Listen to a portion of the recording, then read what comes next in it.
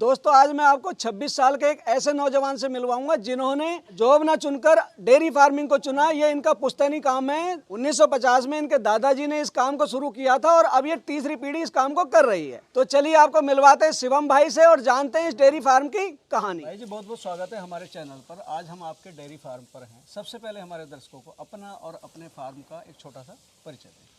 मेरा नाम शिवम है और हमारा फार्म कनेली डेयरी कॉम्प्लेक्स में है, रोहतक में। और हमारा ये काम 1950 से हमारे बाप दादा करते आ रहे हैं।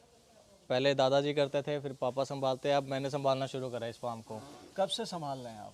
मुझे 7 से 8 साल हो गए इस फार्म को संभालते हुए। एज क्या अभी आपकी? मेरी एज 26 है। एजुकेशन कहाँ तक की है? एजुकेशन मैंने बीकॉम करी है। बीकॉम। हाँ जी। और पहले से ही सोचा हुआ था कि अपना यही काम करना है डेयरी फार्म का? पुराना काम था तो यही था कि इस काम को हमें और बढ़ावा देना है जी और इसके लिए मैंने डेयरी फार्मिंग की ट्रेनिंग भी ली थी। जी। तो बस फिर उसी के बाद डेयरी फार्म को हमने और आगे बढ़ाया। ये जो आपका डेयरी फार्म है ये अपनी लैंड पे बना हुआ है? हाँ, ये अपनी लैंड पे बना हुआ है। कितनी ज़मीन है ये? ये 1000 गज है। 1000 1000 गज है ये। तो 1000 गज खरीदी थी या अलॉट हुई थी ये हमें अलॉट हुई थी। हमारी डेयरी पहले शहर में ही थी। तो अच्छा। वहाँ पे हमें गवर्नमेंट ने कहा था कि आप डेयरी को बाहर ले जाओ, तो हमें अलॉट की गई थी ये। अच्छा। तो अभी भैंस कितनी है यहाँ पर? अभी हमारे पास 65 से 70 भैंस है। अच्छा मतलब टोटल पशु 65 से 70 है, जिसमें कुछ हमारे पास 15 गाय भी है। अच्छा। तो मिल्क प्रोडक्शन कितना हो रहा है अभी यहाँ पर? मिल्क प्रोडक्शन 400 से 450 लीटर तक हमारा हो जाता है। 400-450 लीटर है। हाँ जी। तो जो दूध होता क्या करते हैं उस दूध का? उस दूध को कुछ हमारे कस्टमर्स आते हैं वो ले जाते हैं। अच्छा और बाकी कुछ हलवाई हैं, अच्छा। तो हलवाई लेते हैं वो दूध। बाकी तो क्या रेट में जाता है दूध? दूध हमारा 80 रुपये लीटर। 80 रुपये। हाँ जी। कितना प्रोडक्शन बताया आपने अभी? 400 से 400-450। तो एक अच्छा खासा हो जाता है। 32 से 35 हजार का आपका दूध रोज का बिक जाता है ना? बिल्कुल। तो देखो सबसे बड़ी बात है अच्छा दूध उत्पादन के लिए अच्छी खुराक भी जरूरी है। बिल्कुल, ठीक है ना? देख रेख भी जरूरी बिल्कुल बिल्कुल। है। तो क्या क्या देते हैं आप खाने में इनको? हम इनको एक टाइम तो हमने टिवाना की फीडिंग कर रखी है और एक टाइम अपना दाना खुद बनाते हैं, अच्छा जिसमें हम सरसों खल, बिनोला खल, मूंग चूरी, लोबिया, दलिया, अच्छा सोयाबीन की चूरी, जी।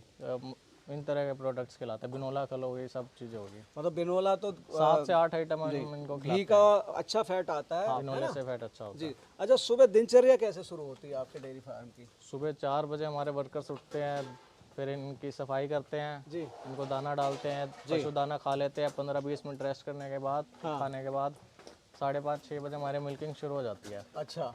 और लमसम 8 बजे तक मिल्किंग होती है। जी और कस्टमर हमारे 6 बजे आने शुरू हो जाते हैं। जी। कस्टमर भी दूध ले जाते हैं और उसके बाद हलवाई को बाकी दूध चला जाता है सारा। अच्छा। उसके बाद थोड़ी देर रेस्ट करते हैं पशु दोबारा से, आधा 1 घंटा। जी। फिर उसके बाद तो जैसे ठंड है तो जब तक थोड़ा सा मौसम ठीक नहीं हो जाता तब तक वो बाहर नहीं आते। हाँ बाहर आने के बाद पानी वगैरह पीते हैं, नहाते हैं। अभी जैसे आप देखोगे हमारे पशु भी नहाएंगे क्योंकि धूप नहीं है अभी, जी। तो थोड़ा टाइम के हिसाब से सर्दी लेट का है। मौसम है। सर्दी के मौसम गर्मी से में लेट कई है। बार नहलाना पड़ता है।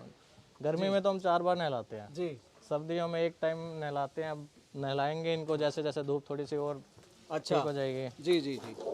अच्छा शाम को धार कितने बजे निकाली जाती है? दूध कितने बजे निकाला जाता शाम है? को 5 बजे दूध निकाला जाता है। 5 बजे? हाँ जी। अच्छा अच्छा। ये बताइए यहाँ इतने पशुओं को कितने लोग संभालते हैं यहाँ पर? यहाँ पे 5 लोग संभालते हैं। 5 लोग? हाँ जी। अच्छा मैं देख रहा हूँ पीछे आपने बच्चे भी बंधे हुए थे। बिल्कुल। भैंस के? हाँ जी। तो बच्चे आप तैयार करते हैं? बच्चे हम अपने तैयार करते हैं। जी। बच्चे हम अपनी ब्रीडिंग करते हैं। हमारे पास अपना बुल है। अच्छा। एक बुल ये है जी। और एक बुल हमारे पास और है, जो बुल भी हमने अपने ही तैयार करे हुए हैं। अच्छा। तो बुल तैयार करने में बच्चे में क्या क्वालिटी देखते हैं बुल तैयार करने के लिए आप? बुल की माँ का दूध कितना है, अच्छा स्पेशली ये देखते हैं हम। जी।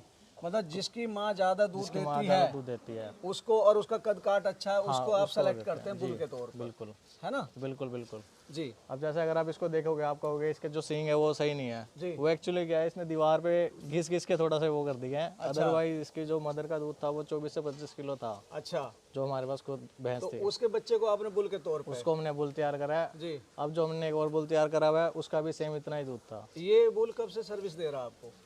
ये 11 से 12 साल का है। अच्छा।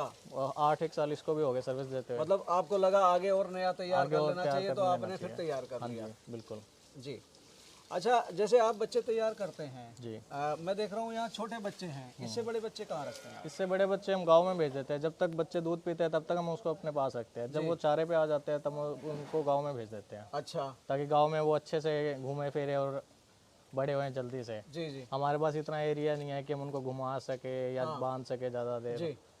तो वहाँ खुला वहाँ एरिया आपने खुले उनके लिए एरिया रखा में हुआ है। हाँ रखा मतलब जो भैंसें बाखड़ी हो गई या दूध से हट गई हैं उनको आप वहाँ भेजते हैं, हाँ जी। और उन बच्चों को वहाँ बिल्कुल भेजते हैं। बिल्कुल। आपके यहाँ पे बेसिकली जो इनकी बच्चियाँ तैयार हीफर तैयार होती हैं, कितने समय में तैयार हो जाती है हीफर? ये गाय के बच्चे तो लमसम 2.5 से 3 साल में हो जाते हैं तैयार। अच्छा और जो भैंस की कटिया होगी वो 3.5 साल ले लेती है, मैक्स 4 साल बस। अच्छा, हाँ। इतने में तैयार हो जाती है। इतने में तैयार हो जाती है, क्योंकि हम इनको प्रॉपर ब्रीडिंग उस हिसाब से देते हैं। आपके यहाँ जो भैंसें हैं अभी उनका मैक्सिमम भैंस कितना दूध वाली भैंसें हैं आपके यहाँ?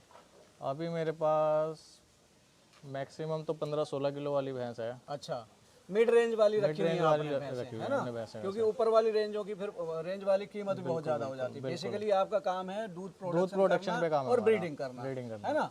ये नहीं है कि आपने मतलब लानी और बेचनी है, वो काम नहीं है आपका। हमारा सेल परचेज का नहीं है काम, हमारा सिर्फ मिल्क प्रोडक्शन पे काम है। जी और हम इसलिए मिड रेंज के पशु रखते हैं ताकि हमें दूध में भी ज़्यादा कॉस्टली ना बेचना पड़े, जी कस्टमर को भी फायदा रहे और हम भी थोड़ा बहुत करते रहें। जी जी। अच्छा, कैसा काम लगा आपको ये? काम डेयरी फार्म का अच्छा है, बट पहले से बहुत फ़र्क है। पहले इनकम हुआ करती थी, अब हर चीज़ महंगी है। भैंसें महंगी है, जी 2-2 लाख की भैंसें आ रही है, तूड़ा महंगा है, जी। हर चीज़ महंगा होने के बाद तो पहले से तो थोड़ा फ़र्क है, बट पुराना काम है तो हम उसको तो चलाएंगे भाई ही सही। एक पुश्तैनी काम है, हाँ जी, ठीक है ना भाई, नई इन्वेस्टमेंट नहीं करनी, इन्वेस्टमेंट ऑलरेडी हो रखी है यहाँ पर, तो Investment उसी को आगे आप कैरी फॉरवर्ड कर रहे हैं, उसी को आगे बढ़ा रहे हैं, बिल्कुल ठीक है ना? बिल्कुल। आप यूँ हैं, कहीं ना कहीं सपने होते हैं यार, बाहर जाना है, विदेश जाना है, आप अपना डेयरी फार्म संभाल रहे हैं, ठीक है ना? कैसा महसूस करते हैं? अच्छा लगता है कि अपना ही काम है। जब अपना काम करना हो, कहीं जाना हो, हम आ जा भी सकते हैं, कोई ऐसा इशू नहीं है। मेन तो डायरेक्शन देनी है, करने वाले तो आपके वर्कर कर रहे हैं, ठीक है ना? आपका मैनेजमेंट करनी है। भाई मैनेजमेंट है, सही समय पे हमें देखना है कोई हमारी भैंस अस्वस्थ तो नहीं है, सब ठीक ठाक चारा डल रहा है, टाइम पे लोग जा रहे हैं और टाइम पे इनका दूध निकाला जा रहा है, टाइम पे दूध जा रहा है, ठीक है ना? मेन मैनेजमेंट का ही खेल है सारा। क्योंकि मैनेजमेंट अगर ढीला पड़ा तो फिर नुकसान होगा फिर, है ना? बिल्कुल। डेयरी फार्मिंग एक लेबर ओरिएंटेड वर्क है जी सर। भाई, लेबर पर डिपेंड करना हाँ पड़ता है। कैसे मैनेज करते हैं आप इसको? सर हमारा पुराना काम है तो लेबर जो है पुरानी चलती आ रही है, वही लेबर अगर कोई घर जाता है तो अपनी जगह पे किसी को एडजस्ट करके चले जाते हैं। जी तो हमें तो अभी तक ऐसा इशू नहीं आ रहा, कभी एक आधी बार आता भी है हाँ, तो हमें खुद करना पड़ता है काम सारा। करते हैं आप? हाँ करना पड़ता है, उस टाइम मजबूरियाँ, पशु खाली तो नहीं छोड़ सकते, उसको खिलाना पिलाना भी है, सब कुछ करना है। जी और बाकी अगर नए फार्मर्स को हम देखें तो उनको ये प्रॉब्लम आती है, अच्छा क्योंकि वर्कर्स नहीं मिल पाते, जी। इस वजह से बहुत इशू आता है उनको। अच्छा, हरा चारा भी देते हैं आप? हरा चारा भी देते हैं हम। कहाँ से अरेंज करते हैं? हरा चारा हम अभी कटा हुआ लेके आ रहे हैं। अच्छा, ऑलरेडी जो यहाँ पे हैं काटने वाले, हाँ काटने क्या वाले। रेट में आता है? इस टाइम तो 500 रुपये क्विंटल आ रहा है। अच्छा, 5 रुपए किलो कटा 500 कटाया रुपये, मिलता है आपको, हाँ क्योंकि हरा चारा भी थोड़ी मात्रा में देना हाँ, जरूरी है। बिल्कुल बिल्कुल। तो दोस्तों, ये थे हमारे साथ में शिवम भाई, ये अपने पुश्तैनी काम को आगे बढ़ा रहे हैं। इन्होंने बाहर ना जाकर, नौकरी ना करके अपने पुश्तैनी काम को चुना, और हमें बहुत अच्छा लगता है कि आज के युवा भी अपने काम को इतनी इज्जत देते हैं, इतनी शिद्दत से करते हैं। मैं आशा करता हूँ वीडियो आपको पसंद आई होगी। वीडियो को लाइक करें, शेयर करें और चैनल को सब्सक्राइब करें। मिलेंगे जल्दी एक नई और इन्फॉर्मेटिव वीडियो में, तब तक के लिए जय जवान जय किसान।